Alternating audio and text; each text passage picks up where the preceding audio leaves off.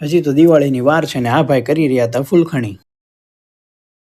Good morning, જય માતાજી ને જય શ્રી કૃષ્ણ મિત્રો. આજે તારીખ છે 9 એપ્રિલ અને આજે તો જવાનું તો સાઈડ ઉપર. તો આજનો દિવસ છે સોના કરતા મોંઘો. ભગવાનને નમી લીધું ને આપણે કરી લીધો નાસ્તો. પછી તો નીકળી ગયા BMW લઈને આ સુંદર મજાના નજારાનો આનંદ કરતા કરતા. જવાનું હતું બહુ દૂર.